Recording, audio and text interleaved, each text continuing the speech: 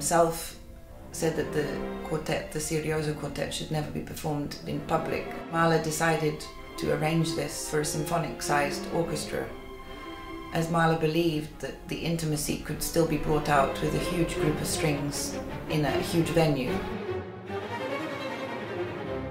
I think it's fantastic. It's like having amplified instrument, and especially in a piece like Beethoven 95, I think it's an amazing effect that you get.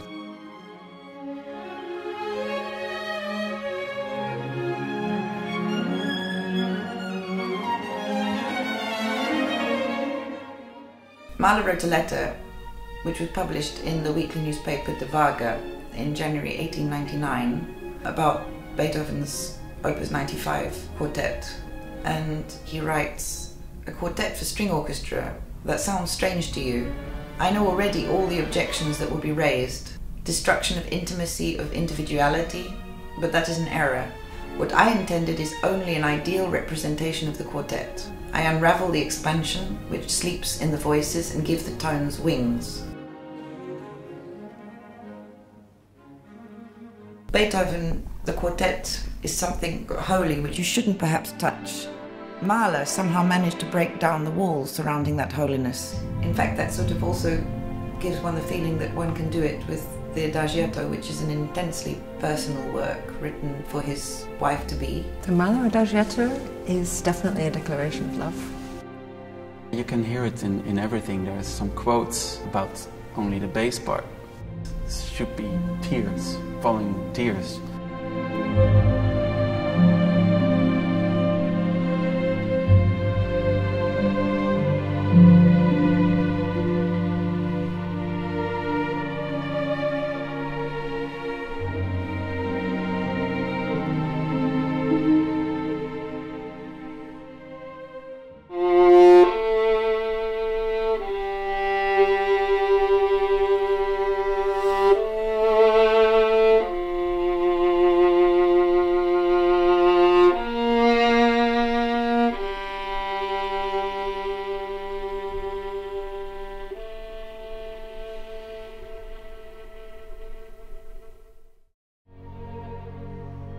The Adagio is again a painful work written when he himself was in very, very deep depression, and even went to visit Freud, who was on holiday in Leiden, where in fact we recorded the CD, which was a nice feeling for us while we were there, that Mahler was walking along the streets of Leiden with Sigmund Freud and discussing, and then at the same time he of course was writing this particular work.